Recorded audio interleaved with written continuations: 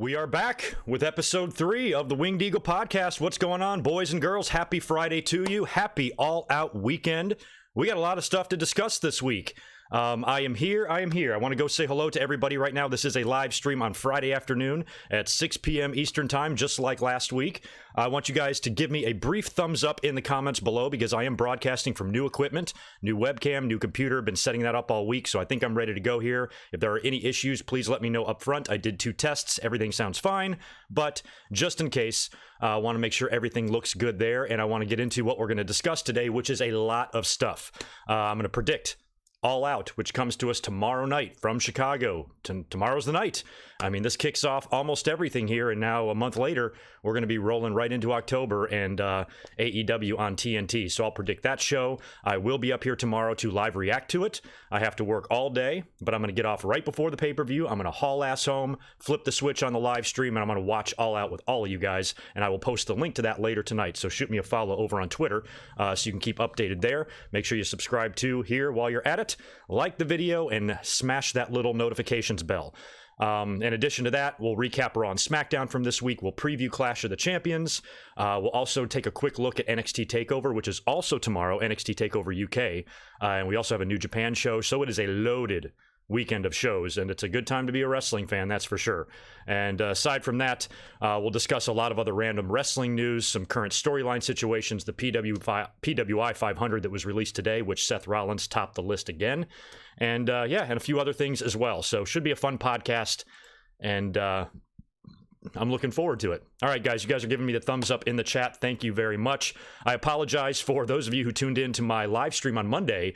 That was the guinea pig day. I had just gotten everything in, and I wasn't quite sure if I was ready to have the new machine do the streams yet, if I wasn't quite set up. But if I was going to make a ton of mistakes or have settings off or wrong, I'd rather make those mistakes on a live stream on Mondays rather than a podcast. So I'm glad I did that because all sorts of stuff was messed up. So I was able to go and correct those things, and we should sound pretty good now. And like I said, the podcast is still a work in progress. All the equipment upgrades are mostly finished. There's only one thing I want to do here in the next several weeks, and that's upgrade this bad boy.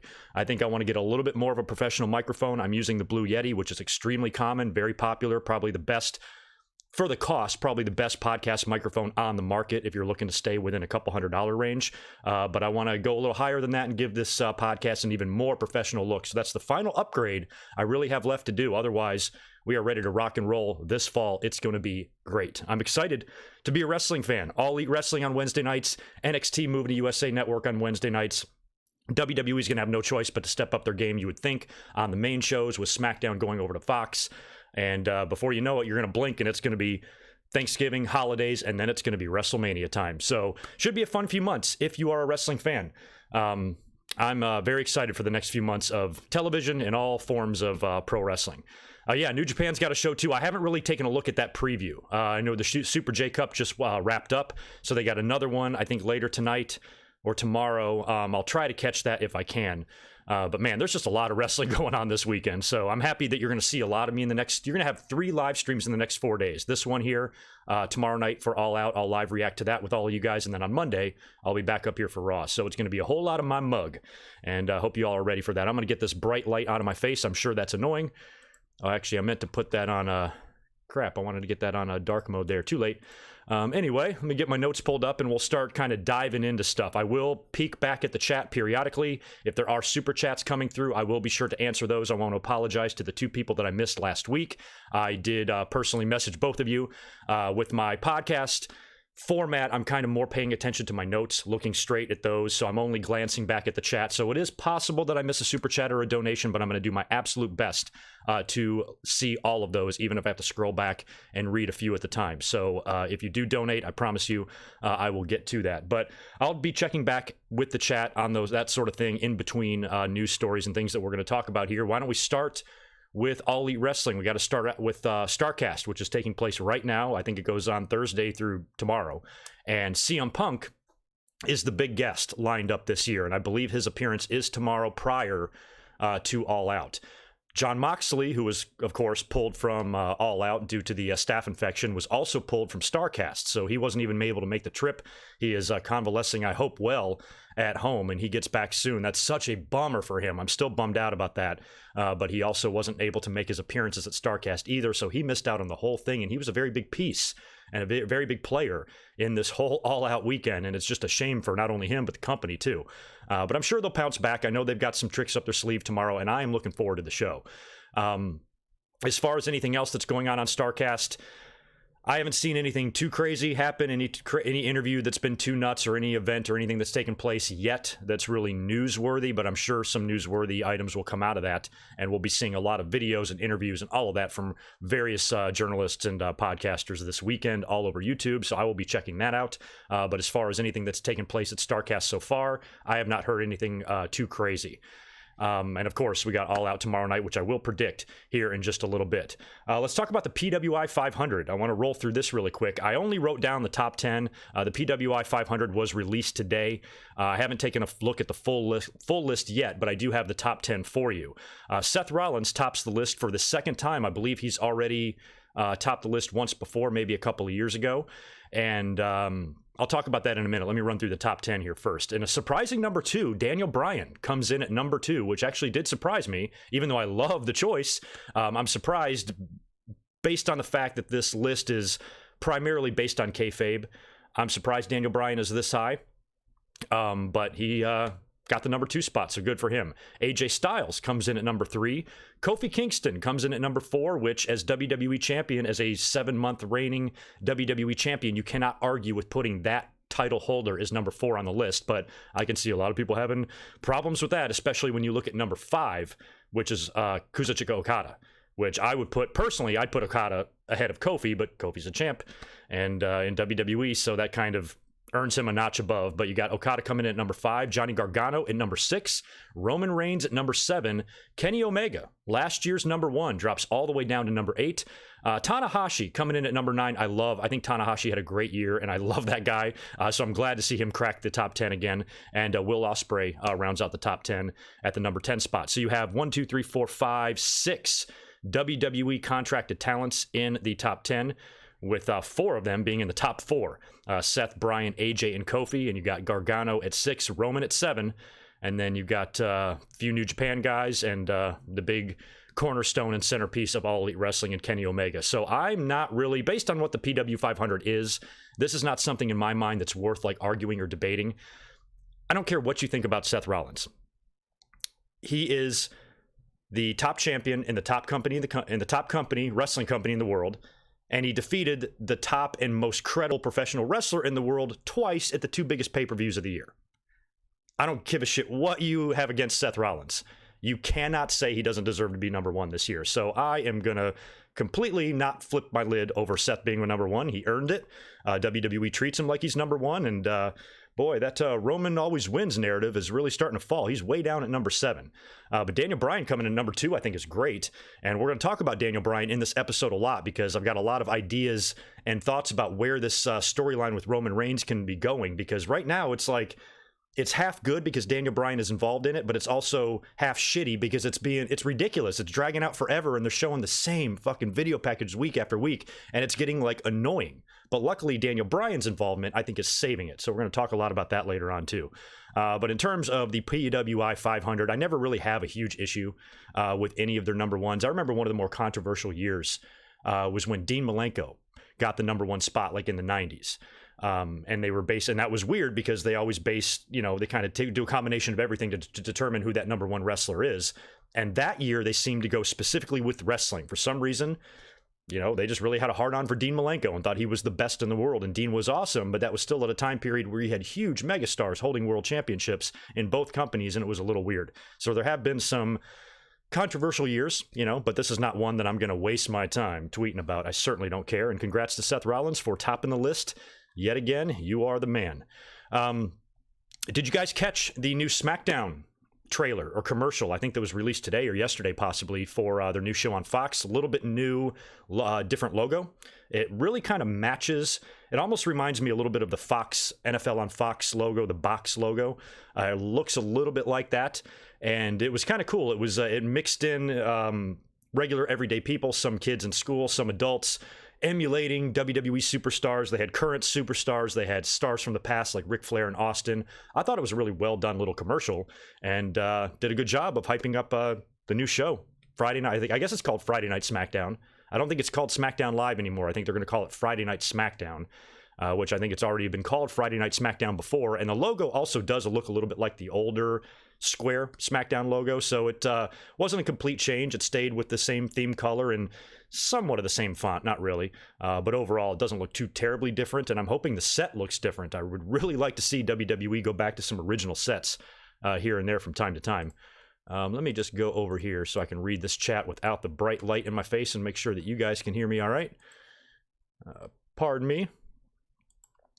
This is part of the doing the podcast live. Is sometimes I have to pause just to take a look. I just want to go up here where I can read the chat where it's not shining a ton of light in my face. All right, we're looking good. And what's our audience in here right now? Okay, under 100 people, so not too terribly great. But whatever, we'll pick up a lot of views this weekend. It's going to be a big weekend. All right, let me get back to normal here. Next thing on my list to talk about, of course, is some really interesting news that broke a couple of days ago, and we talked a lot about this on Twitter, and I haven't had a chance to be up here for a video yet to talk about this. But the Golden One Center in Sacramento, which will be hosting Hell in the Cell, the Hell in the Cell pay-per-view in October, is advertising Bray Wyatt, the Fiend, for a Universal title match at that show.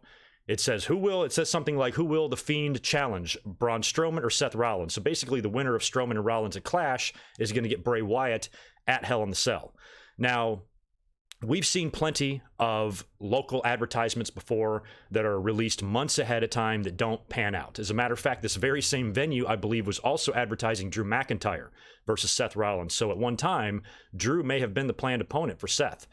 They may be switching it over to the Fiend now, and I have actually talked about this very thing in some recent live streams and podcasts, in that the Fiend is such a unique character, and so far everything that he's done, appearing on TV, attacking legends, his one match at SummerSlam has been really good. The fans love the entire presentation. It's a badass, creepy looking persona and gimmick. The Firefly Funhouses were fun. They were quirky. They were different. Nothing like we've ever seen. They kind of still continue. As a matter of fact, this past week on SmackDown, I believe, or maybe Raw, we got a Funhouse segment, almost just to remind you that it's still there and it's not going anywhere. The whole thing is so crazy that you don't really want to see this character humanized. So in most cases, if you have a new gimmick or a new talent, I'm usually of the opinion that you should wait, take your time, don't go too fast, because once you do that, you have nowhere to go but down. That worked in the Attitude Era when you hot-shotted The Rock to the title 2 years after his debut. You know, Austin was only there a couple of years before the Austin 316 promo, and he took off. So there are some instances where guys are just thrust right into that spotlight, but in most cases, I think I'm a believer in the it's a marathon, not a sprint rule. And I think in most cases, fans especially are usually really impatient. You know, when they find somebody they like, all of a sudden they're going on social media and proclaiming that they should be champion now. And WWE is stupid for not pushing them now. And I'm usually the one to say, hold on, young fella, pump your brakes. Don't freak out. This guy's young. He's got a whole career ahead of him. There is absolutely no rush. I'm of that opinion in most cases, but not all. This is one of the exceptions to the rule. I think with the Fiend character, I'm ready to see this guy take the title now. It reminds me of back a year after The Undertaker debuted in 1991. He still had a lot of mystique to him. He was still very ominous. I mean, he was through his whole career, but you still really didn't know if this guy was human or not. And for a little kid or a young kid, was a very scary gimmick in WWE, and he still had that. He hadn't really lost that in that entire year that he was there. So when he beat Hogan and he kind of grabbed that belt, you know, and you just see him kind of holding it like that, I just thought it was so eerie and weird and cool. And this kind of reminds me of that. I would love to see Bray Wyatt take down somebody else like a Seth Rollins, who just previously beat Brock Lesnar twice at 2 enormous pay-per-view events. And then he goes into Hell in the Cell and beats Seth, puts him down with the mandible claw. Who knows what he's going to do with that belt? We don't even want to know where that belt's going to go and what's going to be done with it when the Fiend gets his hands on it. And if he wins that, it'll be like, Jesus, you know. But if you don't do this now and you have the, you know, let's say you have Bray Wyatt run with this character for 6, 7, 8 months or a year, at some point, not that he can't go undefeated. We've seen people go undefeated, but at some point, somebody's going to have to beat him. At some point, somebody's going to have to humanize him. And if you do that to him before he wins the title, I think that would make his title run a little bit less fun, because you really don't, because at that point he can just lose to whoever. But if he is, you know, on this roll like this, and we haven't seen him that much on TV, and the little bit that we have seen him, he appears unstoppable, invincible, scary. He gets in the heads of everybody. Nobody wants anything to do with Bray Wyatt. He strikes the same type of fear that 1991 Undertaker that I was talking about did. So if you put that guy in the ring with Seth Rollins and have him beat Seth Rollins, people are like, holy shit, who's going to be able to beat this guy? This new Bray Wyatt is a force to be reckoned with. And if he's got that belt, I just think it would be fun with all the things he could do or whatever. So I am going to turn into a 20-year-old wrestling fan with no patience, who wants everything. He wants his cake, and he wants to eat it too, and he wants all of it yesterday. I'm going to turn into that fan right now, and I want Bray Wyatt to I want these reports not only to be true, that he's getting a title shot at Hell in the Cell. I want him to win the title. Yeah, I do. I want him to beat whoever the champion is. So I'm actually hoping, and I'm actually thinking too, when I do my predictions in a couple of weeks for the Clash, as of right now, I'm not going to be predicting Strowman to win, even though I think Strowman is over a year overdue for winning that title. I just don't feel it here, and I think he might just be another big monster for Seth to beat, which at that point is probably going to start bothering the fans a little bit, because I can already feel that they're getting bored with the Roman hate, starting to transfer it over to Seth. If he beats another big guy like this clean, you're going to start hearing those, oh, Seth always wins shit. But for the purposes of Hell in the Cell, I think it would be better. You know, well, I guess you guys tell me. Well, what do you think would be more significant for the Fiend if he was going to win the title? To beat somebody like Seth Rollins, who's extremely credible, #1 wrestler according to PWI, as released today, beat Brock Lesnar twice, virtually clean, at the 2 biggest shows of the year. What would be a bigger victory for Bray Wyatt? Defeating Seth Rollins completely clean, or defeating a monster twice his size in Braun Strowman? So I think it could go either way there, but I wouldn't want to see them put the title on Braun just to hand it right over to Bray. I don't want Braun to be a transitional champion. I want Braun to have a run with it. So I'm almost hoping that Seth, whatever happens, he survives Braun Strowman. That they could set up a rematch. Wouldn't be surprised if we get Seth and Braun again at Hell in the Cell, and the Fiend advertisement turns out to be nothing. But if it's just one match between the two, and then you move Seth onto the Fiend, and the Fiend puts Seth down, I think that would be fun. And to see Bray Wyatt with that title, you know, it would make a very interesting Survivor Series match. You know, what if Randy Orton defeats Kofi Kingston, which right now I'm leaning towards predicting at Clash of the Champions. You get Randy Orton as the WWE champion and the Fiend as the Universal champion heading into Survivor Series. Tell me that wouldn't be an interesting match. The two of them have a lot of history. Randy Orton has made a career out of playing mind games and getting in the heads of others and being sick and sadistic and twisted and evil and scary. You know, and then he's face to face with Bray Wyatt. You know, they worked for the world title at WrestleMania a couple of years ago, and Orton won the title from him. And he was a brief member of the Wyatt family there as well. So that could be fun. Title champion versus champion match at Survivor Series, Orton versus Bray. Sign me up. So I hope that advertisement is legit, and I hope that's really the plan for the Fiend. I really do. Let me check down here in the chat. Couple of super chats coming in. I'll pause here and answer these. I'm going to scroll up first and make sure I didn't miss anything else. I got 2 coming in, right? Where are you? Nathan Hansen, brother. Thank you. Good to see you in here as always, and thanks for the $2. I would watch, but I have a hurricane coming. I have not been watching TV. Where are you, brother? East Coast? Are you somewhere else? I wasn't aware of a hurricane out there. Damn, but I have been so out of the loop. It's been a crazy summer, and now it's Labor Day weekend, and my summer of insanity is just about over, but I'm completely out of the loop. Nathan, wherever you are, I wish you well. I used to live on the beaches of North Carolina, and I went through a ton of hurricanes. They're gnarly. Be safe, brother. Chris Ludecki, thanks again. Good to see you in here, and thank you for the $5, man. I appreciate it. What do you think of the Fiend winning the title, then having Norman Bates type character, or having a Norman Bates type character, whereas Bray, he acts as a face and a heel as the Fiend? Well, I kind of think they're already sort of doing that, but maybe not as decisive as babyface one character, heel the other. They could do that. I definitely think you're already going to see signs of that, where he's going to kind of be two people. He already is.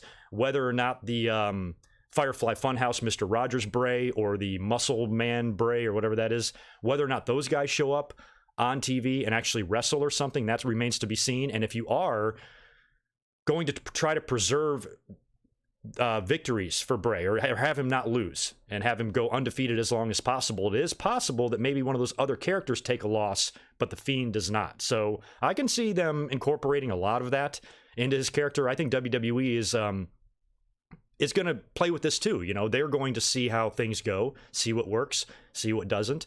And I think there's things that they could add to the character in the future that they haven't even thought of yet. So I'm looking forward to everything they're going to do with the Fiend, and I'm really just praying, keeping my fingers crossed, that WWE does not screw this up, because we know there is a huge possibility that they're really going to fuck this up. So that's why I'd rather not wait to pull the trigger on Bray Wyatt, because the longer you wait, the more opportunity you give WWE to fuck this up. So that's why I just want to see it happen now. You know, WWE, I just don't trust them, you know, to run with a character that's this awesome and make it work. I just think that it's in their nature to screw it up. So that's why I want the trigger pulled on him. Might as well get what we can out of him before WWE completely destroys and ruins every great thing about it. So that's really, that's sad that that's the way we look at wrestling now. That's sad that I have that mentality, that I'm like, let's get the title on Bray now because WWE is going to fuck this up. But it's the truth. It really is. And it's a shame. It's a shame that wrestling has to be like that, or at least in the WWE. Where are my notes? Let me get back to them here. Despite the fact that I have 3 computer monitors, I'm only using 1 for my notes in the stream here. So sorry for being a little bit disorganized. I will, you know, be able to evolve here and get my setup a little more easier to use in these podcasts. But like I said, right from episode 1, it's going to be a work in progress. 3 episodes in now to the Winged Eagle. So far, so good. And I want to thank all of you guys for tuning in every week. Views have been pretty good, and the subscribers on the channel have been awesome. We had an awesome month of August on the channel. We're getting a few dozen subs basically per day, according to Social Blade. So they're rolling in, and it's awesome. And I appreciate everybody for coming on board. And if you're new, I promise you're going to like it here. Stick around, and don't forget to join me tomorrow. As far as what else I have written down for news, only one other story, and it's kind of a moot point at this stage because it's already kind of been denied. But a couple of days ago, maybe yesterday, Dave Meltzer reported that WWE had expressed interest in Enzo and Cass potentially returning to the company to be the faces. And that's when I knew this was suspect, because there was such a specific role in mind for them, to be the faces of NXT. And aside from being the faces of NXT, I thought it was fine. You know, bring them back to NXT. I have my problems with Enzo and everything, but that act was extremely over, and they were probably the most over in NXT. NXT is moving to the USA Network. They're going to be now on cable television. The audience will be a little bit bigger. I can completely understand WWE saying, we might want to have some familiar faces on this show. Some of the fans that tune in to Raw and SmackDown on USA, they remember these guys. They were already huge in NXT and have a history there. I did not find that story surprising at all. I'm like, I can see that. You know, Enzo is an idiot, you know, but at the same time, as much as I don't like Enzo, and I know the rape allegation did turn out to be bullshit. Maybe he was unjustly fired, but he was such just a problem. Nobody liked him. He was immature. He was just an idiot backstage. And had he, I don't know, been a little bit better, maybe he could have survived that firing or whatever. And it's, you know, it's a double-edged sword. You got people like Paige, who I think during her time off from the company acted probably worse than Enzo. I don't recall Enzo failing wellness policy violations or failing drug tests and being suspended for 30 days and 60 days. Paige was making a fool of herself and getting popped by the wellness policy, and yet she kept her job. So Enzo's biggest problem seems to be his maturity, his attitude. He seems like a fucking dumbass most of the time. I was at Survivor Series last year, and the moron was sitting 3 rows back under a hood and made a huge commotion. You know, I'm like, none of this shit is helping his cause at all. You know, but in the meantime, he's stayed relatively quiet. He had that little somewhat scuffle with Joey Janela, which Joey Janela actually backed down from. Can you imagine backing down from Enzo in a fight? Aside from that, you know, who knows who was really in the right or who was in the wrong there. You know, Enzo posted a really heartwarming video on his Twitter, probably his Instagram too, the other day of him visiting a special needs fan, you know, who was in a wheelchair and sick and all of that, and just visited her at her house. And it was great, heartwarming stuff. So, you know, aside from Enzo just being Enzo, I don't know what he's done that would really make WWE say, oh, don't we want anything to do with this guy? You know, you don't hear any stories about, you know, drunk in public or DUIs like the Usos. You don't hear a lot of drug and alcohol problems with Enzo. You really don't. unless I'm missing some. So if they felt like they wanted to bring him back, when I first read the story, as much as I don't like Enzo, you guys know that I'm always making fun of the dumbass on these podcasts. I was not like upset about it. A lot of fans were like, oh my God, this is stupid. People were saying it's some desperate attempt. What is with these fans and these ideas of WWE being desperate? WWE's desperately bringing back Enzo and Cass. No, they're not. Why would they be desperate to bring back these two? Did you see that PWI 500 that came out? They got the top 4 spots. They are not hurting for talent. They got plenty of it there. That's such a stupid assessment, and I can't believe people think that shit. It's probably just them saying, let's get some familiar faces on this brand new show. We're doubling the time of the show. It's going from 1 hour to 2 hours. You know, you might want to have a little bit of injection of some new talent there, and bringing back some familiar faces would not be the worst thing in the world. I'd be equally as supportive if they just took a couple of guys from the main roster. Forget about Enzo and Cass. Take people from the main roster who used to have a big history or a big following and a lot of success in NXT and put them back there. I'd be into that too. Cesaro is going to be showing up at TakeOver UK tomorrow, which I think is a great idea. So it doesn't necessarily have to be them. I'd pretty much be in favor of any story similar to this. And when it came out about Enzo and Cass, I'm like, yeah, sure, I'd be fine with that. I don't care. Now, it turns out to be completely pointless to discuss this because I think Ryan Satin had reported first that WWE commented on the situation and denied the report, say they have no interest in bringing Cass and Enzo back. And then Meltzer, who originally reported it, then also reiterated that fact and says, yeah, WWE says no. So looks like the Enzo and Cass thing isn't even going to happen, but it sparked a lot of debate yesterday, and a lot of debate that I'm surprised really exists. You know, and you guys know, you remember all the things I had to say about Enzo and Cass. I was not a fan of either one of these guys, ever. But bringing them back, it's not something that I would say, oh, no, they suck, they're worthless. No, they were over. You know, I just wish people had a little bit more honesty. You know, I don't like Enzo and Cass any more than the next guy, but I'm not foolish enough to say they're worthless and they don't have value. They do have value. They were over when they were there. And if WWE wanted to bring them back, I would understand. And I wouldn't think there's some crazy ulterior motive. You know, these little hate bugs that dig inside some of these fans' brains clouds their judgment and their critical thinking. And it's absolutely infuriating and frustrating to see this kind of idiocy, but whatever, doesn't matter.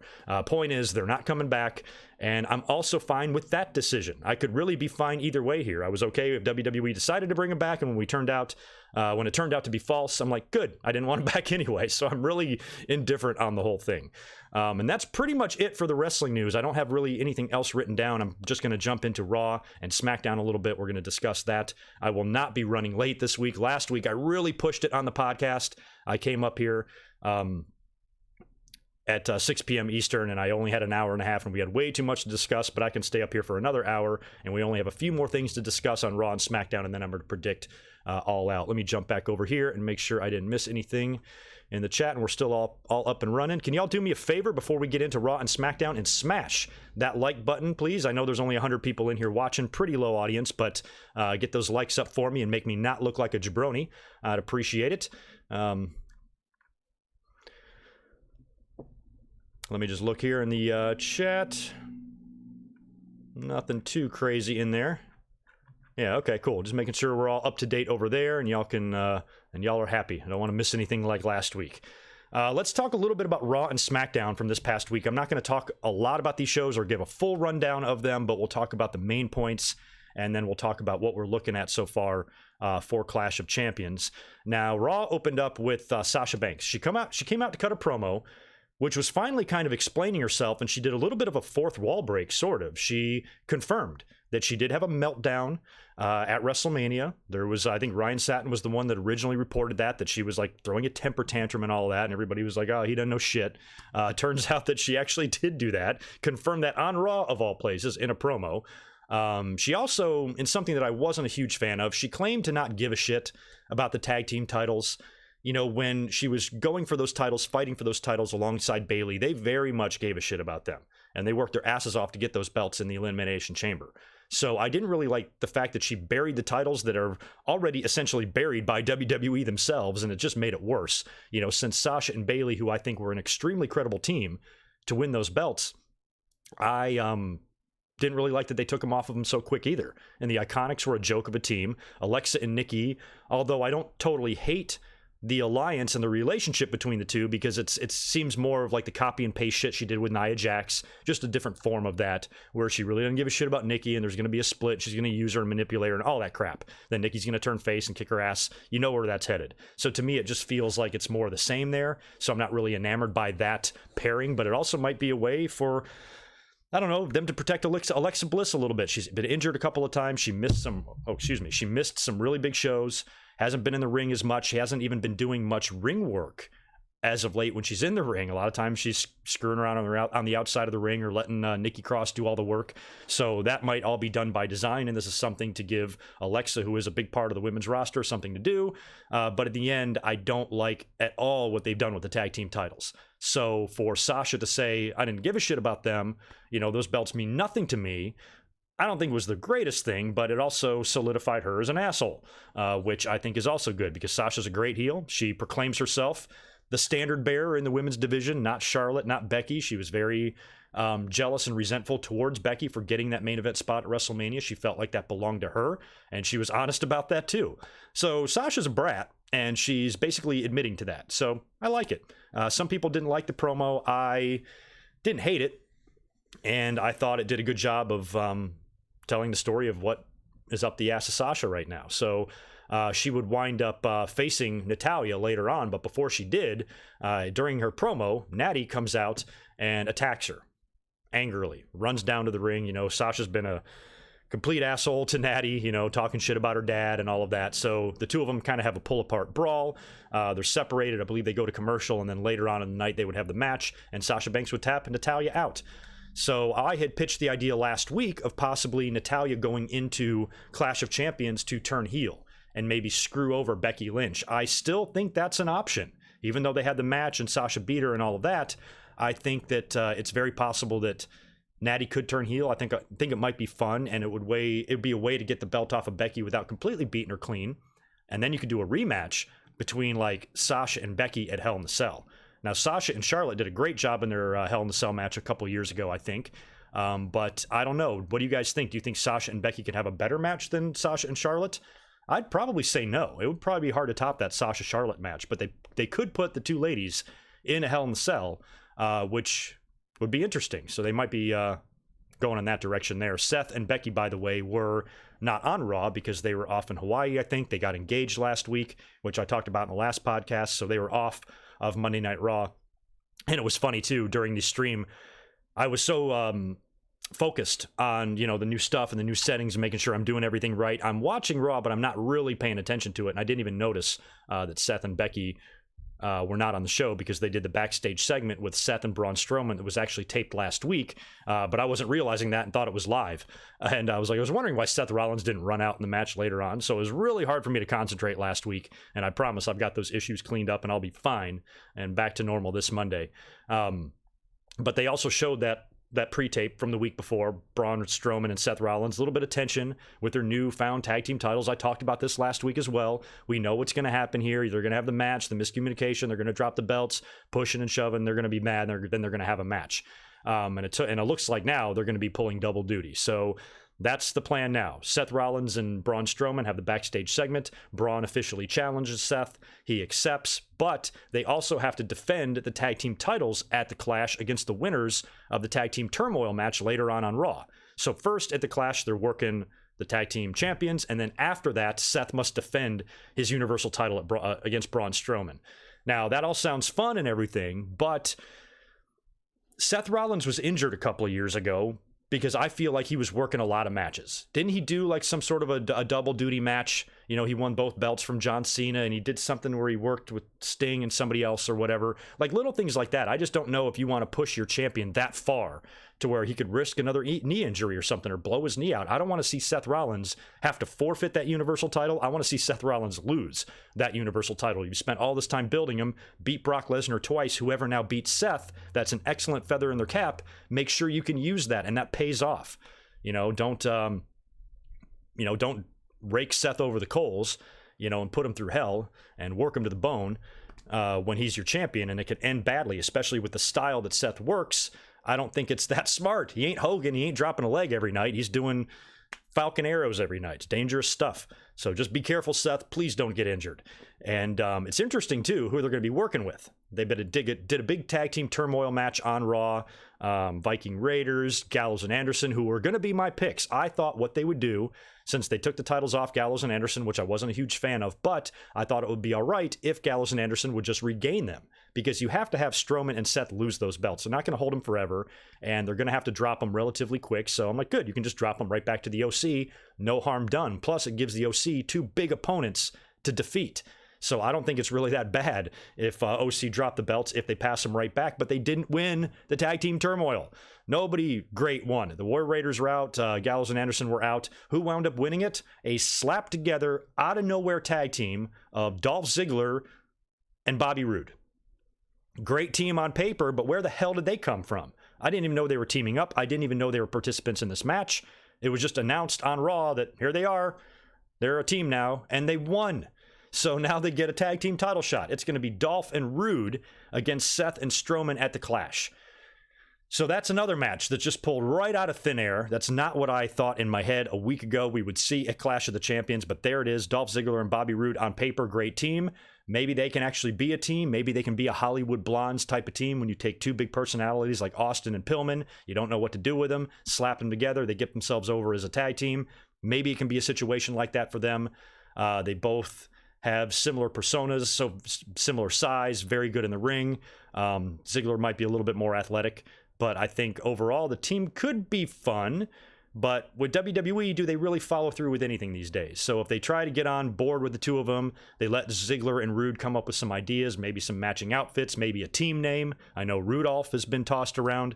So if they come up with something fun, they give them the tag team titles right off the bat. This team was formed a week ago, and then they're defeating Universal Champion and one of the biggest baby faces in the company in a tag team match to win the belts.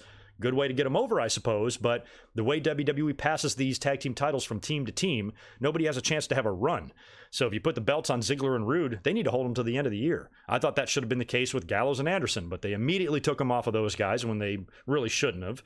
And now it's going to be Ziggler and Roode's turn. So what I would do is I'd have them win. I don't want Strowman and Seth being champion. I don't like this double champion shit. We see that way too much, and we see it way, way too much. I've been bitching about this since the 90s. We see it way too much with babyface pay-per-view matches. They always have to team in a tag match, and they always have to win the titles. It seems like it happens so ridiculously frequently, and I'm just tired of that. Just enough of that already. So I'm actually rooting for Ziggler and Roode to win the titles, and then the scenario I laid out earlier, that's what I think they should do. I think Seth and Strowman should have some miscommunication. Maybe Strowman, when he's doing his big running around the ring, he runs into Seth, knocking him silly. Maybe Seth super kicks Strowman by accident. Something like that leads to a miscue. Maybe Strowman smashes Seth in the face. He gets rolled up for the 1, 2, 3, and they lose the tag belts, and then Seth gets revenge by beating Strowman later. Whatever they do here, I did say that Seth should keep his Universal title. I don't think Seth should lose both belts on this show. I think he should drop the tags with Strowman and somehow retain against Strowman later on in the Universal title match and go on to face the Fiend at Hell in the Cell. I think that would be awesome. Also, you have to wonder if it's going to be back-to-back. I think they might do that because when I'm looking at the pay-per-view card for the Clash, if I'm going to predict any title to change hands, I think it's going to be Kofi. I'll talk about Kofi here later on. But for Braun and Seth, I think that if you do the tag team title match, you should do the Universal title match right after. And I know that's pushing Seth hard, like I just talked about, but would probably be the most fun instead of them going back and cooling off and then coming back out or whatever. Just do those two matches back to back. Might be a fun thing to do, I don't know, and keep that in the middle of the card somewhere and preserve Kofi and Orton for the main event. Because if you do the title change there, I would like to see that be in a main event scenario. And I'll be talking about that in some of my ideas for how they could do a finish in that match later on when I discuss SmackDown and when we talk about the Clash. We had a couple of first round matches, King of the Ring matches, I should say, on Monday Night Raw. Couple of good ones and a couple of surprising ones. The first one was Ricochet versus Drew McIntyre. Now, a lot of us had Drew McIntyre going all the way. He was on my short list. It was Drew, it was Andrade, it was Owens. Owens is out, and now McIntyre is out in a phenomenal match against Ricochet on Monday Night Raw. Ricochet got the win. And you know what? I'm a big McIntyre fan. You guys know how much I've been wanting this guy to be a superstar on the roster. I even pitched an idea for him to go all the way to WrestleMania next year, defeating John Cena for the Universal title. whole 8 months worth of bookings. That's already out the window. WWE's not going to do that now. And I don't like to see him taking losses on Raw. However, this is one I think he can afford. I did see a lot of people complaining, oh my God, what are they doing with Drew? I'm not looking at it like, what are they doing with Drew? Oh my God, they're burying Drew. I'm looking at it as they gave Ricochet a quality victory, and they made Ricochet look strong, and they put him over against a big opponent. I think it does more to elevate Ricochet than harm McIntyre, because if you lose to a great wrestler, you know, a guy who's already been multiple champion in WWE, how in the world is that burying you? You know, WWE in the business just moves really fast now. We have a lot of matches every week. Back in the day, you didn't have to have guys lose when you were pushing them because they didn't wrestle all the time. They weren't on TV every week, so they weren't there to lose. But if you're wrestling a match every single week on TV, you're going to lose a bunch. So this particular victory, I'm okay with McIntyre losing. I thought it was a great match. The match was so good, we shouldn't be concerned with who wins and loses. We should enjoy the wrestling because it was really, really good wrestling. I went back and watched it a second time, as a matter of fact. And it was a bracket buster, to say the least, because many people had McIntyre going all the way. Now you got Ricochet on the Raw side, and this really opens things up as to who could now go in the finals. And there's one matchup now, when I look at the brackets currently, that I'm seeing that I think would be a phenomenally fun King of the Ring final. Andrade versus Ricochet. You give those two guys 22 minutes at Clash of the Champions, pass the lotion. I'm down for that. So that's my pick right now. For the pure wrestling alone, for the wrestling match that we could get, my hope is that we get Ricochet versus Andrade. But it might wind up being somebody else. It might wind up being somebody else on the Raw side, and that is the man that won the next King of the Ring quarterfinal round match, Baron Corbin. Applebee's waiter Baron Corbin now looks like he's going to go work at Burger King because he's got that fucking crown on his head. He goes in the ring with The Miz, beats him clean. And there was a really awesome near fall in this match that had me convinced that Miz won. As a matter of fact, I was putting my fingers up to do the 1, 2, 3 in the camera on the Raw stream. Miz, I think Corbin ran out. I do like that spot that he does. Corbin slides out of the ring and kind of wraps himself around the ring post and gets back in. And I think he did that. Miz caught him in the skull-crushing finale, nailed him with that, rolled him over. I thought it was over. I was confident on the Raw stream. I'm like taking a sip of my beer. I'm like, oh, this one's over. And Corbin kicks out and winds up hitting Miz with the end of days and pinning him. And then he takes his stupid ass up the ramp, which everybody was doing this. McIntyre even sat in the throne and held the scepter before his match with Ricochet. And we saw Elias doing it on SmackDown. So everybody's getting the chance to sit in this throne. It's like waiting in line to see Santa Claus. So Corbin takes his nasty, sweaty ass up there, sits in the throne, puts the crown on, and I had to put his stupid, ridiculously dumb, shit-eating grin in the thumbnail here because he looks so ridiculous, and he's sitting there smiling at everybody, cuts the promo, get used to this sight, boys and girls. You know, Corbin, I'm reluctantly liking him more and more every day. I feel like WWE could definitely make him King of the Ring because he's such an asshole, and he'll wear that stupid stuff. You know, I mean, as much as I want to see Ricochet and Andrade, I don't know if they'd be great. You know, Andrade's a heel, but would he really be that good at flaunting that King of the Ring trophy or that King of the Ring crown? Would we really want to see that? He wouldn't get the same kind of heel heat and heel reaction from the crowd that a guy like Corbin would get doing that. So I think, you know, in terms of heels, Corbin would be the best heel to have win as far as who's left, just because he can be such a dick. Can you imagine him coming out on Raw with that damn crown on his head and talking shit? So, but I mean, if you do that with him, though, another thing you got to think about with the King of the Ring, which is why I'm not ready to be cynical enough to say, oh, WWE is just going to have Corbin win. You got to remember, Corbin already got his Universal title shot. You would think that whoever wins here will propel them into a shot in the future, whether on the Raw or the SmackDown side. So the King of the Ring should really be used for that. Why would you give that to Baron Corbin when he already had a match and got beat by Seth Rollins? So I actually think that Corbin will still not win it, even though I think he'd be a great heel to win it, and I can see WWE doing that, and I can envision the promos that he would cut on Monday Night Raw. I can completely understand people thinking that Corbin is going to win, but I'm not ready to have my mind set on that yet. The one cool thing about the King of the Ring brackets, unlike back in the early days, you know, 93, 94, a lot of those years were kind of predictable. You knew who was going to win those matches. A lot of these first round matches, we have not known who's going to win, and we've had upsets in the first round. You didn't really see that in the early days of the King of the Ring. You kind of knew who was going to be getting there at the end. So now they put a bunch of guys in there to where it really makes the fans struggle to predict who the hell's going to win, and nobody really knows. So even though I can understand the fans thinking Corbin's going to win, I think maybe no. And like I said, Ricochet and Andrade would be awfully fun. And if you're looking for a guy to elevate, if you're looking for a guy who can use the King of the Ring as a stepping stone to something else, Baron Corbin doesn't need that. Andrade does.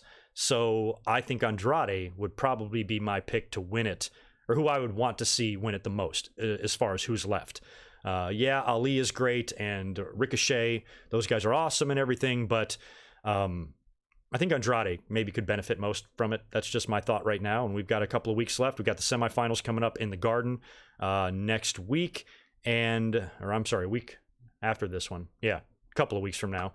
And then, of course, the finals will be at the Clash of Champions. What else did we see on Monday Night Raw aside from that? Nothing else really, aside from Bayley versus Nikki Cross. The only problem I have with this match is, why the hell is this happening on Raw? Why are you bringing your SmackDown champion to Raw just to have a random match that she could just have on SmackDown? Now, I get it. She's got a match with Charlotte.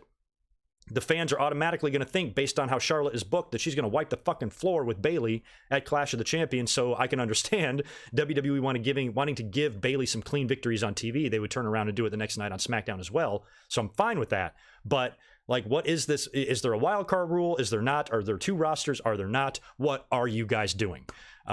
Don't understand. But anyway, that's really all we saw on Monday Night Raw there. Moving on to SmackDown Live, we got some things to talk about. Actually, before I do that, let me just peek back over here to the chat and make sure we're all good. And we're moving around. All right, we got a better audience in here right now. Thanks for getting those likes up. Can you keep smashing them for me? Smash those likes. Get me up to 100 before I head off to work. I hate working on Friday nights. They're fucking crazy. So I need something to make me happy. 100 likes would make me happy. Appreciate it, you guys. There are some super chats I got to get back to there. I found them. All right, where are we at? Spaz Phoenix. Thank you, man, for the $10. I appreciate it. You comment and say, in 6 months, lights go out, and lights go out on the Fiend, and he's face to face with a returning Balor. I can see that. Balor calls for a Funhouse episode, and we see the Demon beating down kids. Show Wyatt. Balor is in Wyatt's head. That's crazy. See, the Demon, I think, absolutely has to make an appearance in the Fiend feud. So I can see Balor coming back and having another match with Bray Wyatt. If he did that, I think he should be the Demon, and I think Bray Wyatt should beat the Demon. I think the Fiend should end the Demon's undefeated main roster streak in WWE, and I thought he should have done that at SummerSlam. But if they prolong that and set up for a return, I'd be all for that. And if they added a Funhouse segment where the Demon shows up in the Funhouse, oh man, maybe if you get the Fiend in the ring and then Demon shows up on the Tron, and it's like a reversal of what Bray's been doing to everybody else. I like your idea. I can definitely see a version of that. I apologize. This is the second time a helicopter's gone over my house here during the stream. Oh, that's a good one. Thanks for another $2 there too, Chris Ludecki. Appreciate the super chat. Do you see people calling them cheer money? I like it. Cheer money. I don't know. Would WWE specifically spoof like a TNA team though? Or not spoof, but tribute or borrow from that idea. But cheer money. I like it.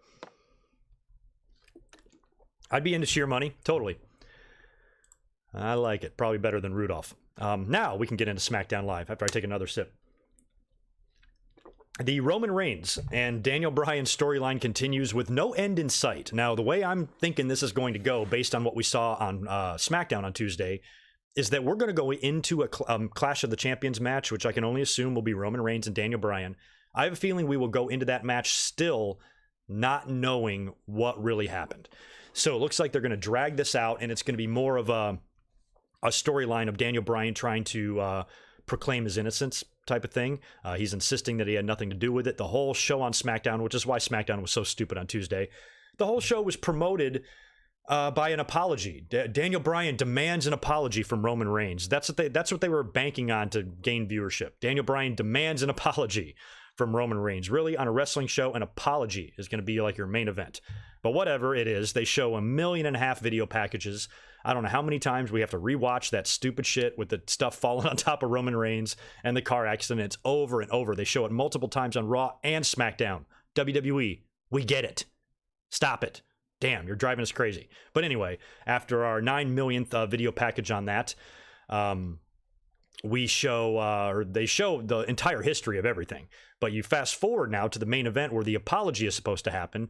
Roman Reigns is in the ring. Daniel Bryan and Rowan are backstage, and they're on the Tron, and I think they're demanding the apology. And then Roman Reigns decides to show more footage, yet another camera angle of the original attack where all the shit was pushed down on top of Roman. And it shows another bearded dude in a hood.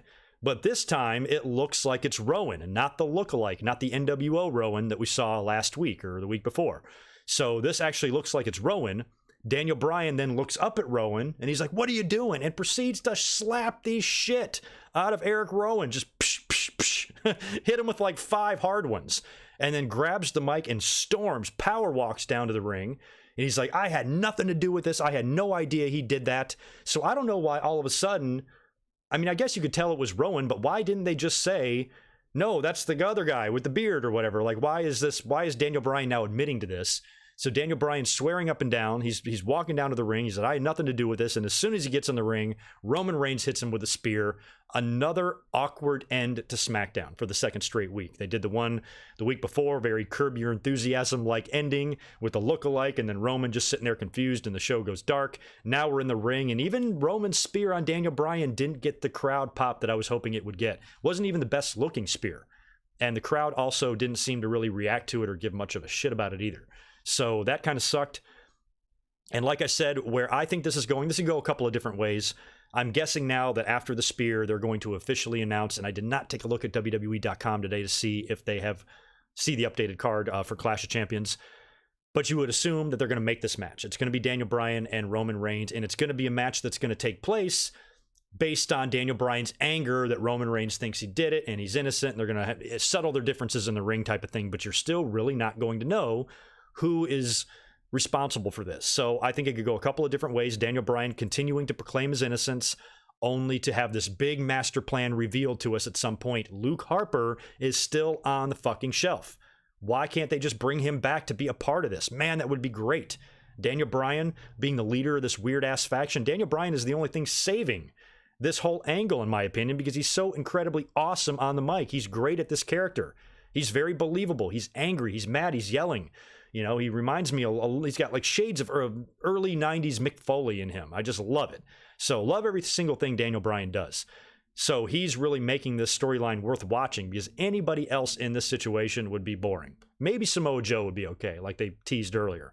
But if this was any other wrestler, I wouldn't give a shit. If this was Sami Zayn, I don't know if I'd care.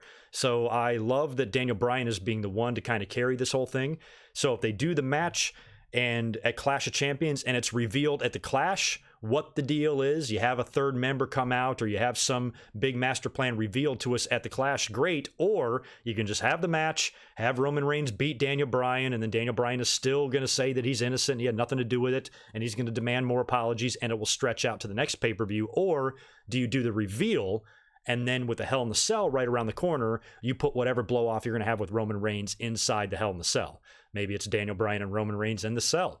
Might be a good match if it turns out to be Daniel Bryan responsible for this the whole time. Now, I did make a funny joke on Twitter, because I was thinking when he had the lookalike Rowan, who everybody's calling the NWO Rowan, it reminded me of the NWO Sting. And I remember when the NWO Sting surfaced and he got out of the limousine and attacked Luger, everybody assumed that Sting joined the NWO. And everybody was pissed. And I remember Bill Apter even cutting a promo on his hotline back then. "I can't believe Sting would do this," just totally marking out over the whole thing. So as it turns out, it was a lookalike Sting. But because all of the fans and all of Sting's friends in the locker room all thought that he joined the NWO, he felt betrayed personally. And he goes, "I told you motherfuckers I was innocent and none of you believed me. So from now on, if you're with me, you're with me. If not, you can stick it." And he cut a promo on Nitro in like September of 1996. And that was the last word he spoke for over a year. He would crow himself with the face paint, and he'd hang up in the rafters. And I tweeted out that Daniel Bryan should do that. If it turns out that Daniel Bryan was totally innocent in all of this, turn him into Sting. Put the crow face paint on him, put him in a trench coat, give him a baseball bat, have him walk around the rafters all ominously for a year. I'd be into it. and they would never do that and just completely rehash a storyline or whatever, but it might be a nice like little throwback, or not doing a full-blown Sting Crow gimmick, but maybe something similar where he's jaded now and now he's upset. And the only problem with Daniel Bryan is he's already a heel. With Sting, he was a face, and he was so mad at everybody that he kind of went silent to where you didn't really know what he was until a year later when he was still a face. But Daniel Bryan would just have to be a heel and then be more heel, I guess. So maybe something like that. So it's either leading to Daniel Bryan being the mastermind, and then we get Roman and Bryan in the cell, and hopefully Luke Harper can be a part of this thing, or Daniel Bryan really is innocent, and it somehow, maybe it turns him babyface. I don't know. Probably not. Daniel Bryan's an awesome heel right now, and I'm not ready for him to go back to being a face. And why would he? If nobody believes him and everybody thinks he's behind this, and it turns out he's innocent, and then the fans say, okay, we forgive you, Daniel Bryan, sorry, our bad, he's probably going to tell us to go fuck ourselves. So I think Daniel Bryan staying a heel is the best option for right now, and I see it likely going one of those two ways. The other major angle on SmackDown is Kofi Kingston and Randy Orton, and this thing was stupid, for lack of a better word, because we heard that word a lot in this promo. Kofi is out in the ring, opens up the show, he's by himself, cuts a promo on Randy Orton, he's going to beat him at Clash, and talks about, now you're bringing my family into this, and, it's personal, and all this crap. Orton appears on the Titantron, decides to read, Kofi Kingston fan letter. And they did the same thing a year ago with Samoa Joe and AJ Styles. It's ridiculous how stupid this really is. After Randy Orton calls Kofi stupid about 100 times, then he reads the fan letter, and then at the very end, the letter says, and I'm just not a regular fan of Kofi Kingston. Kofi Kingston is my daddy. And then he says, come to think of it, I'm actually staying at the same hotel as your family. Maybe I'll go pay your son a visit. And that makes Kofi run all the way backstage, and in one part of the segment that I liked, we had a gorilla brawl. Don't see many brawls at Gorilla. That was awesome. Kofi goes right through the curtain. They're fighting back there. Agents are pulling him apart. Orton winds up hitting Kofi Kingston with a DDT on the floor, and they go to commercial break. So good little fight and pull apart brawl there. I like that part of it, but are we really doing this letter shit again, WWE? Joe did that with AJ's wife, right? And he reads some sort of a letter, very similar stuff. He even went to AJ's house, shit like that. So this might be okay if they hadn't already done this before. This is very similar to what Randy Orton's done in the past. It's very Viper-like, but does WWE not understand that they are literally copy and pasting storylines here? Come on. You're a multi-billion-dollar company, you assholes. You're giving us this shit? And Randy Orton and Kofi, I don't know. I mean, part of me likes it, part of me doesn't. Part of me thinks that the honeymoon is over with Kofi, and he's probably going to drop that belt at Clash. And I still think it will happen, because I think there's time to get the New Day back together and for them to get the last word on Orton in order for him to win the belt, and maybe we even get a heel turn at the Clash, which is possible, because after Kofi is being attended to in the locker room, and Xavier Woods got caught by Randy Orton, last week or something, so he's taken out all of the New Day. Big E exits the training room with a match against Randy Orton later that night, which I thought was pretty cool to see. Big E versus Randy Orton, sure. It's not a match we get very often. And Big E put up a good fight, and Randy Orton wound up beating him with the RKO, and since Kofi is on the shelf, or Kofi is injured and Xavier is injured, Big E's in there all by himself. The Revival come out to the ring after the match, and the three of them just beat the shit out of poor Big E. So I'm wondering if maybe at the Clash in the Kofi and Orton match, if you do a heel turn, maybe the New Day is sick of Kofi's Randy Orton problem becoming their problem. Now they're injuring us. Now he's coming after us. I've been wondering that if it would ever get to that point where the New Day is just tired of getting their asses kicked because Kofi is champion, and they wind up turning on him. But I'd also be fine with the New Day staying together forever. Don't really care either way. But I guess that is one way you could do the heel turn. But I don't know if you even need, Randy Orton needs help to beat Kofi. I don't really know. I like Kofi. I'm so happy he had this run. I think it might end now based on the other Universal match, or the other title match at the Clash. So if you're going to take the belt off of Kofi, I'd probably do it here, and I'd do it in the main event. And like I said, you could be setting up Randy Orton and The Fiend in the champion versus champion match at Survivor Series. Might be pretty cool. And we also had a couple of King of the Ring first round matches as well on SmackDown. I think I said quarterfinal in the previous matches, but no, these are first round matches. The first one was a phenomenal match between Ali and Buddy Murphy. Buddy Murphy is making the slow transition into being a babyface. I think he's doing a great job. Amazing match with Buddy Murphy here, and a finish to be remembered forever. I don't even know what you call this thing. So you've got, I guess it was like kind of a tilt-a-whirl into a draping tornado DDT type of thing. You had Buddy Murphy on the ropes, and Ali does all this crazy shit, nails him with a sweet-ass DDT, and then hit the 540 or whatever the hell it is, his finisher, or the 360 splash. What the hell does he do? Whatever the hell Ali's top rope finisher is, nails him with that after. Great match. And Buddy Murphy continues to impress, and they had the show respect and all of that before and after the match. I like that. And a big win for Ali. Some of us have felt like he's lost a little bit of steam. You know, it seems like they start and then they start and they stop. He is even, I believe in a recent interview, expressed frustrations with this himself. He's like, I just can't figure out what the hell they're doing with me in WWE. So big match for him here. He now advances. I don't know if he's necessarily going to make it to the finals or not, but that was a big victory over somebody that's been pretty hot lately on TV. Buddy Murphy took Roman Reigns to the limit, and he beat Daniel Bryan last week. So for Ali to pin him here was a big deal. Good for Ali. And in the other match that had a lot less excitement to it, Chad Gable did defeat Shelton Benjamin to advance in the tournament as well, in a very dead match, very quiet match. They're trying to do something with these two. Shelton has been backstage in recent weeks poking fun at Chad Gable's weight. There has been some reports of some new WWE trademark. Apparently, they've trademarked the name Shorty G, which, given all the short jokes that Shelton has been making towards Gable on TV, you got to wonder if that trademark is pegged for Chad Gable, which it sounds ridiculous, but what else is Gable doing? So if you want to change his name and give him a little bit more of a gimmick and give him something entertaining to do to pair with his amazing wrestling ability, maybe that's what they're going for here. I don't know, but based on what we saw between those two and Gable now advancing and whatever the issue is between them, probably not ending quite yet, Gable might be undergoing a transformation here of some kind. We had another segment with The Miz getting beat down by Sami Zayn and Nakamura. I think Miz officially gets the shot at Clash. I think they've made that official. If not, they probably will. And nothing much to say there. Just the same, more of the same from the previous week. Miz getting his ass handed to him. And we also had Bayley back on TV with another match to give her a victory. She took on Lacey Evans this time, which I thought was a good spot for Lacey Evans to be in. Again, this wildcard rule shit bullshit is here. Lacey's over on SmackDown now. I thought this was a better match for Lacey to be in. Some fans didn't really like her being thrust to the top and being an opponent for Becky and all of that, but that's over and done with now. Who cares? This is a much better match for her. She loses to the champ. Lacey, even though she's got an amazing look. I think she's a hell of a great looking athlete. And I think we'll get better, but you can still see how kind of inexperienced she is. You know, I don't like to toss out the word green because way too many smarks use that word, but she's got some greenness to her. Maybe she's teal. But she's got some work still that she needs. She will get better. You know, a lot of fans are like, oh, she sucks in the ring. I'm like, well, as you do anything in life, you get better as you go. And the more experience you get, the more match time you get, the better you get. So Lacey will be no different. She'll be fine and she'll learn.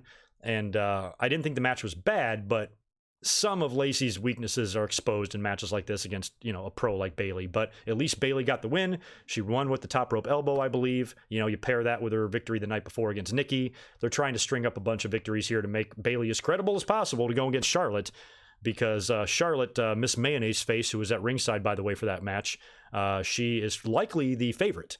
You know, and she's going to be going in as the challenger, but the favorite to win at Clash of Champions. And given that that's a pay-per-view in the same city that shares her name, in the same city where her father is from, and at the same show that her dad made a lot of history in, wouldn't be surprised at all if the Queen gets that little blue belt back.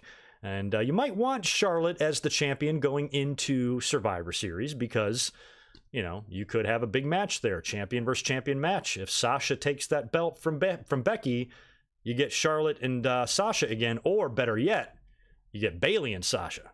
That actually might be the better way. Here I am predicting Charlotte to easily defeat Bayley and win the title again, but you have a potential to have that champion versus champion match to be Bayley and Sasha. That would be a big change from where they previously were, losing the belts to the fucking Iconics at WrestleMania. 6, 7, 8 months later, here they are at the Survivor Series, head-to-head, both as world champions. That could be fun, too. I actually might want to see that more.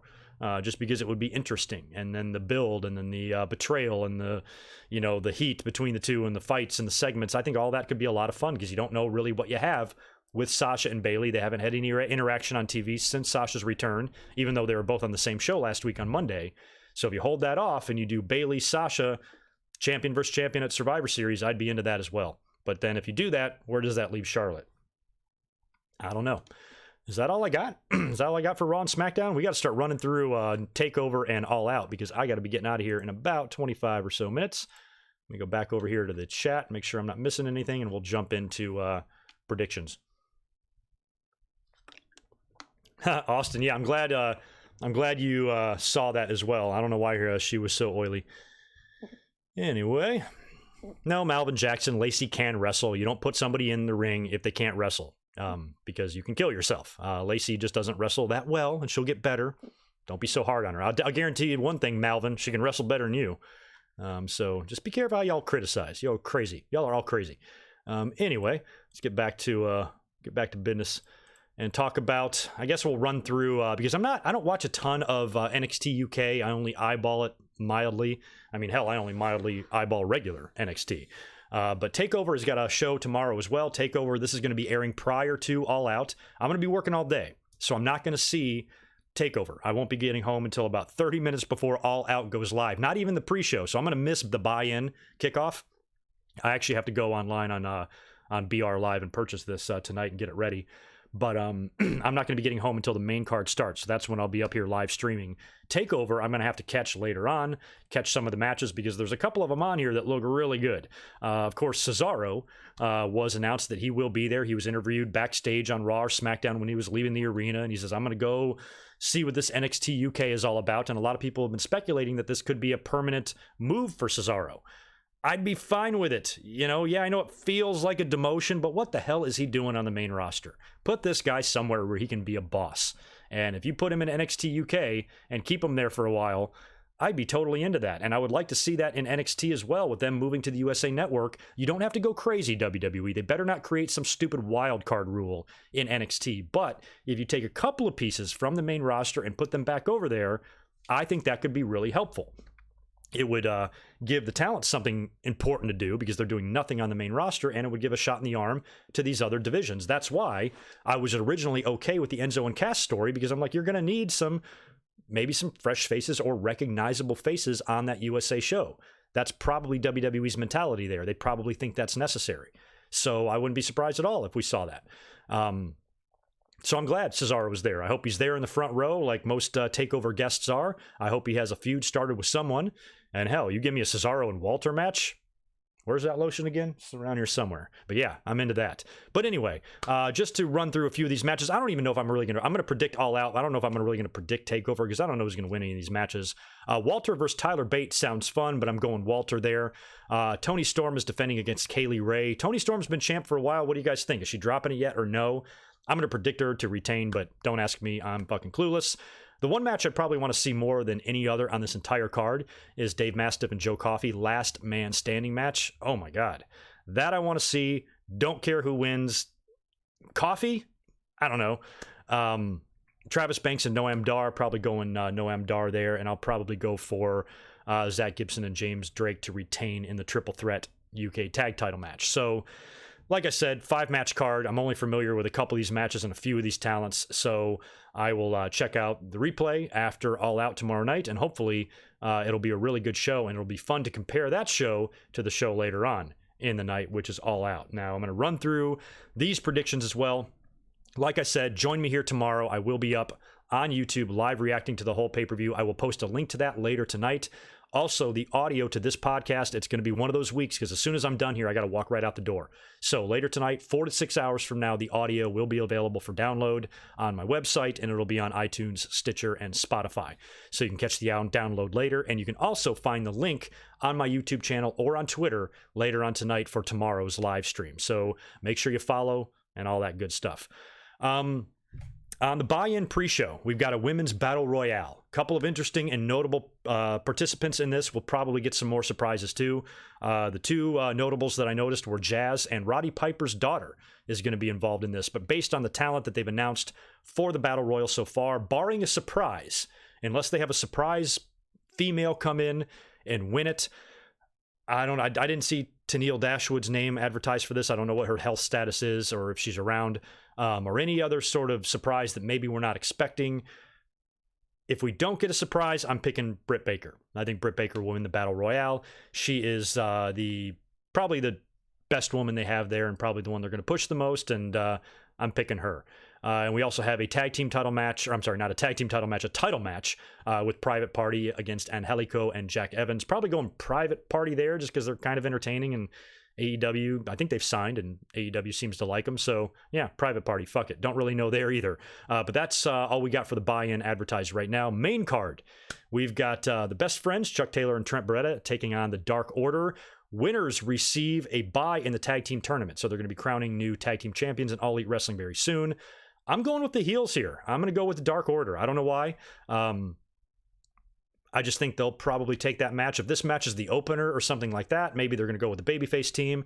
Plus, Taylor and Beretta might be fun to have a bye. You know, they might be doing some talking and some entertaining things.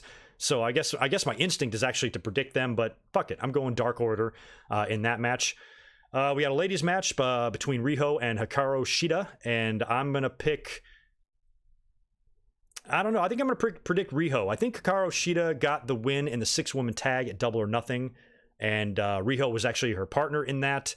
So maybe it's Riho's turn to get a victory here. I don't know. Could go either way there, but I guess I'll pick Riho in the ladies match. SCU taking on Luchasaurus and Jungle Boy and Marco Stunt. This could be pegged for your opener, I think. This feels like a very opening match type of thing. SCU is your proven, reliable veterans.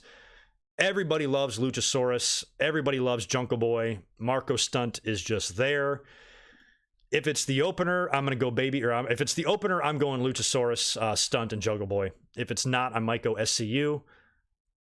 Actually, I think I'm going to go Luchasaurus, Stunt, and Jungle Boy either way. I'm predicting them to win that match. Why not? I think SCU, anytime they're on a card, they could win or lose. Doesn't really matter. I like all those guys. But yeah, let's go with Team Luchasaurus in that match because they are over as shit. We've got a great three-way match. This will be fun. Darby Allin, Joey Janela, Jimmy Havoc. My instinct wants to pick Darby Allin. He took Cody to the limit with that time limit draw at Fyter Fest. Very good match. Very big match for him. But maybe they want to spread the wealth a little bit here. You know, they had Joey Janela had the Moxley match. Then you had Darby Allin have the Cody match. Maybe you give Jimmy Havoc here a bone. And you have him win this thing. So even though I want to predict Darby Allin, I'm going to predict Jimmy Havoc to win the three-way match here. And that's going to be good. One of the matches I'm looking most forward to on the show. Another one is the ladder match. Lucha Brothers versus Young Bucks for the AAA Tag Team titles. You're about to kick off your AEW Tag Team title tournament here. Would like to see a champion versus champion kind of collision here at some point. So you're either going to have the Lucha Brothers win the AEW Tag Team tournament and the Bucks beat them here for the AAA tags, or vice versa. So since the Bucks got the win at the last one, right? I think I'm going to go Lucha Brothers in this match to retain the AAA tags, and maybe the Young Bucks is who I would have pegged to win the All Elite Tag Team titles in the tournament. You would think they probably will. They would be the first ever champions, so yeah, I'm going to go Lucha Brothers in this match and maybe Young Bucks to win the tournament down the road. We also, and another really interesting match, I think this one's going to be fun too. We've got Cody taking on Shawn Spears. Now, Shawn has Tully Blanchard, who he's recently acquired as his manager. Tully will be in Shawn's corner at All Out. Cody is advertising somebody in his corner, but we don't know who it is. If you ask me, there's only one guy. It can be Arn. It's got to be Arn. He's already had DDP with him and some other people. I don't think it's going to be anybody like that. I don't think it's going to be anybody that's been at ringside with him before. I don't think it's going to be Dustin. I don't think it's going to be DDP. I think Arn would be the guy. I mean, who else could you possibly have it be other than Arn Anderson? Now, if it is Arn Anderson, what might be fun, then again, Cody should be smarter than this. If he does ask Arn Anderson to accompany him to the ring, that would be awesome to see Tully in one corner and Arn on the other. But Cody's got to be careful. You're asking a horseman to be in your corner. A Rhodes is asking a horseman to be in your corner. How in the hell are you going to go into that match and not expect Arn to turn on you? So if Cody does that, I'd like to see, if Cody has Arn in his corner, I'd like to see Arn turn. I'd like to see him turn. If it doesn't turn out to be Arn, then I think I'm picking Spears to win either way here. I think no matter what happens, I think Shawn Spears should win. The whole point of him bringing on Tully Blanchard as his manager is to make him better. And I can see Shawn Spears winning this match in a sneaky, cagey way. because Tully was very cagey, very good at being a heel, a dirty heel. Ric Flair was like that too, but Tully was just extra shitty about it, and I think if he starts preaching that to Shawn Spears, and that's what Spears' character turns into, and he wins this match in a very typical Tully Blanchard type of way, then I think that could also work. But if you incorporate Arn, I think you do the heel turn. You have Tully and Arn back together with Spears. I don't know. Maybe you do a thing where Cody knows this, because we have seen that before too. Like I said, if a Rhodes brings a Horseman to ringside with him, in the back of his mind, he's got to know that you got to keep your head on a swivel. So maybe Cody has a plan B. Maybe he's like, all right, I'm bringing Arn to the ring. I know he's going to turn on me, but I've got something up my sleeve to stop that. Maybe it's Dustin. Maybe Dustin comes out to head off Arn or stop the heel turn, and then you get some sort of a tag match. Can Arn throw a spine buster? What is his deal? If Arn does not turn heel and he stays in Cody's corner as a babyface and he's healthy enough to get physical in the ring, I would love to see him nail Spears with a spine buster and help Cody win. That could be fun too. But with Shawn Spears going so far out of his way to really try to get himself over, change his character, change his demeanor, his persona, he's aligned himself with a really famous dirty heel from years ago who's going to teach him, a lot of evil things. I think Shawn Spears would be the most fun to win this match, and I think it would help for a lot of these executives like the Bucks, like Cody, to be losing a couple of matches here and there, as to not give the fans this impression that they're just going to put themselves over. You know what I mean? So I think the Bucks should drop a match here, and I think Cody should drop a match here. But in one member of the Elite and one executive member of All Elite Wrestling that should not drop a match, I think is Omega. I think Omega will beat Pac. Pac is replacing Jon Moxley. Omega, I still think, is the shining star of that company. He's going to be champion one day. He lost to Chris Jericho at the last one. I don't see Omega losing here. I think Pac and Omega is going to be phenomenal. Absolutely, like Wrestle Kingdom quality type of match. It's going to be great. But in the end of the day, I'm going to pick Omega to win against Pac. And in the main event, here we go. Chris Jericho versus Hangman Adam Page to crown the first ever All Elite Wrestling Champion. There's two camps here. There's some people that feel that Page is not ready to be the first ever champion. Some people aren't behind his push. I like Adam Page, but when I look at the other side and I see Chris Jericho, what do you want here? Does All Elite Wrestling really want to put a former WWE megastar as their first ever champion? Do they want to be that company that's going to rely on a WWE guy to get them over? But at the same time, is Hangman the guy that you want as the champion? Do you want any babyface being champion going into that first ever TNT show? And if you do put the belt on Jericho, I think you could take it off of him real quick. Like real quick. So if you have him win the title, be the first ever champion, cut a bunch of promos, be a huge asshole on TV, debut on TNT with the title, talking shit, be just giving AEW the star power that Chris Jericho is, the value that he has. You set up a title match, maybe not on the first show because you want to promote it on TV. So maybe you start setting up, it would be fun if they did it on the first TNT show. You'd really be starting off with a bang if you did a title change on your first show on TNT.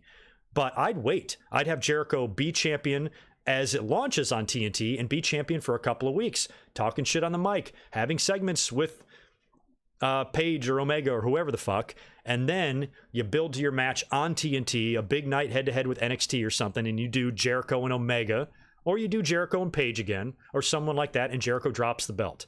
So I think, as crazy as it sounds, even though I don't know if a company like All Elite Wrestling is going to want Jericho going down in their history books as their first ever champion, he's a much bigger name than Adam Page. And who knows what Adam Page will do? Who knows in 3 to 4 or 5 years from now, he heads off to WWE, and then he's there anyway. So either way here, I don't think it really matters. And I think Jericho might be, just for the betterment of AEW, a good first champion to have. Because if you're promoting Jericho as champion on your first ever TNT show, I think more people would tune in to see Jericho as champion on TV with a microphone than Page. More people know who Jericho is. It's just facts.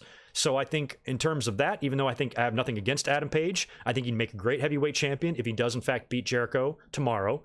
But I'm predicting Jericho because I want Jericho to win, and I think he'd be the better first champion, and then he can drop it pretty quick. I don't think Jericho needs to hold the belt forever or anything. He could hold it until the Jericho Cruise, which I will be at. I will be on that boat, and I think they're going to do some sort of an All Elite Wrestling taping on that cruise. I'm almost certain of it.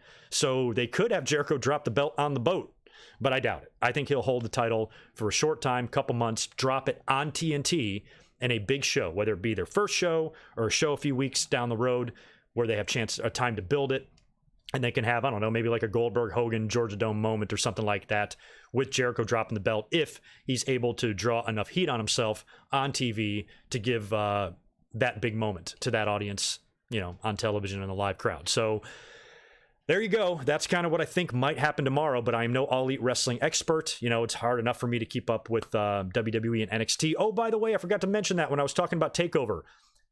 I loved NXT this week because Shayna Baszler appears to have a new challenger. Rhea Ripley came out and challenged Shayna Baszler, and I loved that because Ripley feels like the first credible opponent in a while that Shayna Baszler's going to face. And if you're going to take the belt off of her and make a new person and make a new dominant female figure on NXT, Rhea Ripley could be the girl. So I am very much excited about that potential feud and that potential match whenever it happens.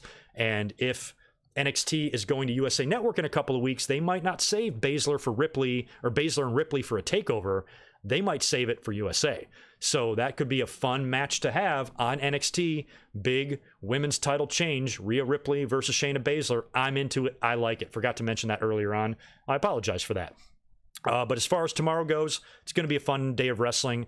TakeOver UK, followed by All Out. And then we've got New Japan in here somewhere. I don't know if the New Japan show is tonight or tomorrow night. Don't know, but I'll be checking that out too. Make sure you follow me on Twitter and keep up to date because I will be chatty Cathy all weekend long about all of this awesome wrestling taking place. So yes, I'm happy we got done in time. Last week I really rushed myself to get out of here. Now I feel like I still have 5 minutes to spare. So before I get out of here, I'll run over to the chat, make sure I didn't miss any other super chats, and give you guys a proper send-off. And again, like always, I appreciate all of you tuning in for these Winged Eagle podcasts. I have to say, for my own personal sanity and the continuation of this YouTube channel, I am really happy with this move that I've made to make these podcasts more in a live format and more of an on-camera format because it is saving me a shitload of time. And the summertime is also my busiest time of the year at my job, and this weekend is Labor Day weekend, and after this craziness, it all kind of quiets down. So you're going to be seeing a lot more of me. The This Day in Histories and the mic drops, you'll start seeing more of those frequently coming back. I'll be up here every weekend on Saturdays once SmackDown moves to Fox for the Winged Eagle podcasts. I've got another channel segment in mind that I'm kind of working on behind the scenes, and I'm excited. So thanks again to all of you for hanging out. Make sure you join me tomorrow night for All Out, my live reaction, and I'll talk to you then. Have a good rest of your Friday night and a good rest of your day. And I'll talk to y'all real soon. Be good. Whoa, shit. Let me try that again. I will talk to y'all real soon. Peace.